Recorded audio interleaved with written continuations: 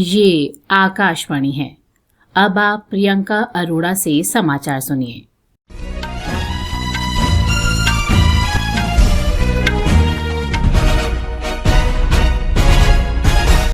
प्रधानमंत्री नरेंद्र मोदी आज शाम नई दिल्ली में आर्टिफिशियल इंटेलिजेंस पर वैश्विक साझेदारी के शिखर सम्मेलन का उद्घाटन करेंगे। सम्मेलन का उद्देश्य अत्याधुनिक शोध और अनुप्रयोग संबंधी गतिविधियों को बढ़ावा देकर आर्टिफिशियल इंटेलिजेंस के सिद्धांत और व्यवहार के बीच की दूरी को पाटना है। आर्टिफिशियल इंटेलिजेंस के क्षेत्र में असाधारण काम करने वाले विश्व के दिग्गज सम्मेलन में भाग ले रहे हैं।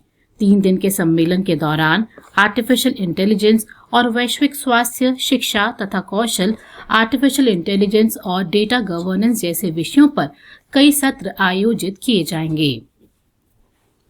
राष्ट्रपति द्रौपदी मुर्मू ने कहा है कि आर्टिफिशियल इंटेलिजेंस पर आधारित पाठ्यक्रम भविष्य में आने वाली चुनौतियों का समाधान करेंगे।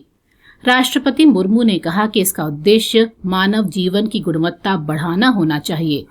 लखनऊ में भारतीय सूचना प्रौद्योगिकी संस्थान के दूसरे दीक्षांत समारोह में राष्ट्रपति ने संस्थान के पहली बार डिजिटल MBA पाठ्यक्रम शुरू करने पर प्रसन्नता व्यक्त की। विद्यार्थियों को बधाई देते हुए राष्ट्रपति ने कहा कि देश के विकास के लिए काम करना और 2047 तक भारत को विकसित देश बनाना उनका कर्तव्य है। उन्होंने कहा कि हमें हर समस्या के रचनात्मक समाधान तलाशने होंगे ताकि समाज के अंतिम व्यक्ति तक लाभ पहुंच सके। सरकार 3 नए अपराध विधेयकों को संसद में पेश करेगी। इन विधेयकों में संसद की स्थायी समिति की सिफारिशों को शामिल किया गया है। इनमें भारतीय साक्ष्य विधेयक 2023, भारतीय न्याय संहिता विधेयक 2023 और भारतीय नागरिक सुरक्षा संहिता विधेयक शामिल हैं। इन्हें इस वर्ष अगस्त में लोकसभा में पेश किया गया था। पारित हो जाने के बाद ये ब्रिटिश शासनकाल के कानूनों का स्थान लेंगे। संसदीय कार्य मंत्री प्रहलाद जोशी ने बताया कि स्थायी समिति ने तीनों विधेयकों के संबंध में कई सिफारिशें की हैं, जिन पर विचार करने के बाद नए विधेयक लाए जाएंगे और पिछले विधेयकों को वापस ले लिया जाएगा।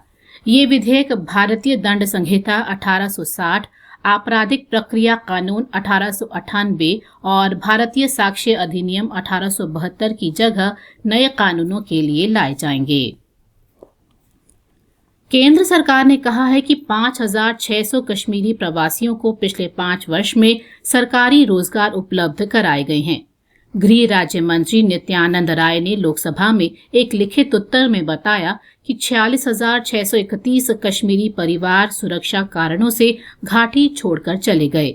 उन्होंने कहा कि कुछ कश्मीरी परिवार देश के दूसरे भागों में भी गए। उन्होंने बताया कि सरकार ने घाटी में वापस आने वाले कश्मीरी परिवारों के पुनर्वास के लिए कई कदम उठाए हैं। उन्होंने कहा कि जम्मू कश्मीर सरकार ने अगस्त 2021 में ऑनलाइन पोर्टल शुरू किया, जिसमें कश्मीरी प्रवासी अपनी शिकायतें दर्ज करा सकते हैं। राजस्थान में भाजपा विधायक दल का नेता चुनने के लिए जयपुर में बैठक हो रही है। पार्टी पर्यवेक्षक केंद्रीय मंत्री राजनाथ सिंह, विनोद तावड़े और सरोज पांडे बैठक में शामिल हैं। कुछ समय बाद विधायक दल के नेता की घोषणा की जाएगी। पिछले 9 दिन से राज्य में नए मुख्यमंत्री को लेकर लगातार चर्चाएं हो रही हैं और तरह तरह के कयास लगाए जा रहे हैं। उधर मध्य प्रदेश में मनोनीत मुख्यमंत्री डॉक्टर मोहन यादव कल सुबह 11:30 बजे मुख्यमंत्री पद की शपथ लेंगे। शपथ ग्रहण समारोह में प्रधानमंत्री नरेंद्र मोदी, गृह मंत्री अमित शाह, भाजपा अध्यक्ष JP नड्डा और उत्तर प्रदेश के मुख्यमंत्री योगी आदित्यनाथ कार्यक्रम में शामिल होंगे। संयुक्त राष्ट्र जलवायु परिवर्तन सम्मेलन के 28वें सत्र COP28 का आज दुबई में समापन होगा। संयुक्त अरब अमीरात की अध्यक्षता में सम्मेलन में कल शाम जारी किए गए निर्णय और निष्कर्षों के दस्तावेज ग्लोबल स्टॉकटेक के पहले मसौदे पर आज चर्चा हो सकती है। COP28 सम्मेलन का ये सबसे महत्वपूर्ण दस्तावेज माना जा रहा है। दक्षिण अफ्रीका में दूसरे T20 अंतर्राष्ट्रीय क्रिकेट मैच में आज रात 8:30 बजे भारत का मुकाबला मेजबान दक्षिण अफ्रीका से होगा।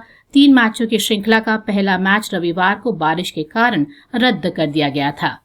इसके साथ ही ये समाचार बुलेटिन समाप्त हुआ।